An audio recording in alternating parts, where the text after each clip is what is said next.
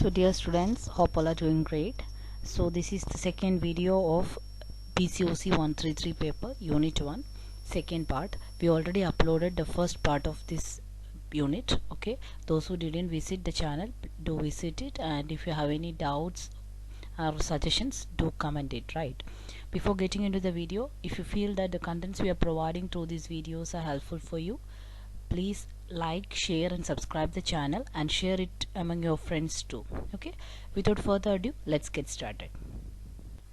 So let's get started with the difference between void contract and voidable contract. Okay, we already discussed that void contracts are those contracts that cannot be enforceable. Okay, so voidable contracts are those contracts that will remain as a valid unless any of the parties involved in the contract wants to revoke it. Okay, it is defined, void contract is defined in 2J, voidable contract 2I of the Indian Contract Act. Void contracts are invalid, but due to some reasons it become invalid. Voidable contract remains valid unless the persons involved in the contracts wants to revoke it. Then reasons for these void contracts are because of sometimes illegal contracts are void contracts, sometimes impossibility of the act. So these two reasons can lead to the void contract. Voidable contracts become, it is the reason for the voidable contract is the consent obtained from the parties involved, the contracts are not free. Then right to the parties, there is no right to the parties in the case of void contract, but in the case of voidable contract, the parties, that means the aggrieved party, that is those party who raised the allegation and he is proving that my consent is obtained in through an unfair method, so he will be getting a compensation, right? So in the case of void contract, both the parties will not get any compensation, but if before before converting the contract into void, if in both of them received something from both sides, they have to restore it. Okay, voidable contract means the damages can be claimed only by the aggrieved party. So these are the difference between void contract and voidable contract. Now we are going to discuss the difference between void agreement and illegal agreement. So void agreement on the basis of meaning, that is it lacks enforceability. Illegal agreement means that is forbidden by law because its object is unlawful.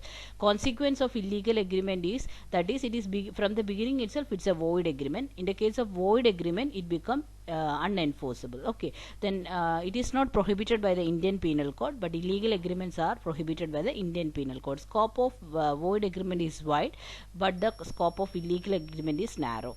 The penalty, that is the parties to the void agreement are not liable for any penalty, but in the case of illegal agreement, the parties involved will be punished. Then connected agreement of the illegal agreement also considered as void. Okay, but in the case of void agreement, it's not necessary that the connected agreements become void, it can be valid too. Okay, so next is essentials of a valid contract. So according to section 10, all agreements are contracts, and if they are made by free consent and the parties are competent and it is for a lawful consideration and the object is lawful, then it will be considered as a valid contract. Okay, there are certain elements that makes the contract valid, so we are going to discuss it. It is one of the important question. Definitely you will get one or two questions from these part. Okay, sometimes in the short questions, or sometimes as a connected question, or sometimes an essay itself, right? Anyway, you have to concentrate more on this topic. The first is proper offer and proper acceptance. Second is intention to create legal relation. Then free consent, capacity of parties, lawful consideration, lawful object, agreement not expressly declared void, certainty of meaning, possibility of performance, and legal formalities. We are going to discuss all these elements in a detailed manner in the next. Okay, first is proper offer and proper acceptance. In order to create a valid contract, we have to need an agreement. We already discussed about a contract, the elements of the contracts are agreement and legal enforceability. For an agreement, there are two elements, that are offer and acceptance. So there should be proper offer and proper acceptance. So one is making an offer and the other should accept it, and then only it become a proper offer and acceptance. For example, offer must be definite and it should be communicated, duly communicated. I am making an offer and I have to communicate to the other person, and the time limit should be definite. Okay, so that is proper offer and acceptance. Second one, intention to create legal intention. So that means if you are making an offer and if you are not in a position, or if you are not if you are not having an interest to make it a legally enforceable one, then it will not be counted as a contract. So agreement plus legal enforceability makes a contract. So you should have an intention to create legal relation. Third one, free consent. That is, the consent should be obtained through fair methods. That is, if you involve fraud practices or misrepresentation or other illegal methods to obtain the consent from other person, that will come under voidable agreement. We already discussed that. Okay, if you made the contract, then it will remain as a valid one until unless the person involved in the contract have no objection, or he is not ready to revoke it. Once he needs to revoke it, then it will be converted into a voidable agreement. We discussed it many times. Okay, that is free consent. The capacity of parties. That is, capacity of parties means, according to the Indian Contract Act, three categories are not supposed to get into a contract. They are the minors, then persons who are disqualified by law, along with the person who have unstable mindset, right? So that is capacity. If you are making a contract with any of these people, then that contract will fall under void category. It is void agreement. That from the beginning itself it is a void contract, right? Then lawful consideration. That is, consideration means something in return. For example, A agreed to sell his book to B for rupees 20, and the consideration is rupees 20. That is, for A is offering his book to B, okay, and A needs 20 rupees in return from B. Okay, so B has to give 20 rupees to A. That is the consideration of A, from B. Okay, what is the consideration of B from A? That is the book, right? Next, lawful object. The object of an agreement must be lawful, otherwise it will fall under which category? Illegal one.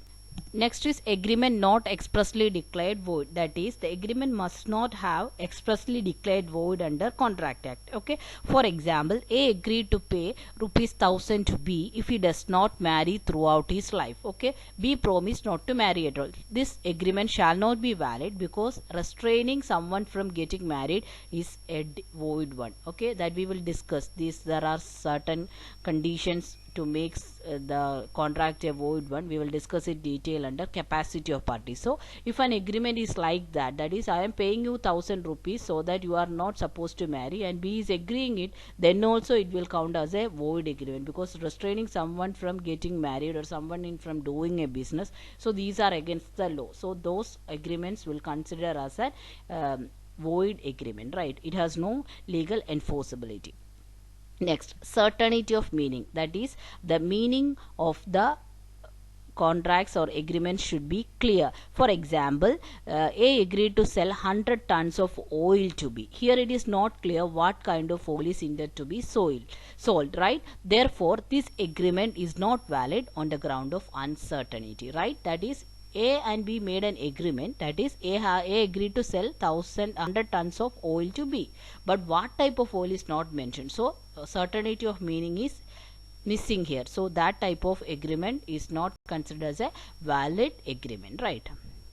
Next element is possibility of performance. So the terms and conditions mentioned in the contract should be performed. Okay, if it is not possible to be performed, then that will fall under invalid contract. Okay, so to make a valid contract, the terms of the agreement must be capable of performance. Okay, so otherwise it will fall under void category. For example, A promises to B that he will enclose some area between two parallel lines, or that he will run at a speed of 200 km per hour, or that he will bring gold from sun. So we know that these all are pipe dreams only. So if any of these things are mentioned in a contract, so it will fall under void category, so it is not considered as a valid contract, right?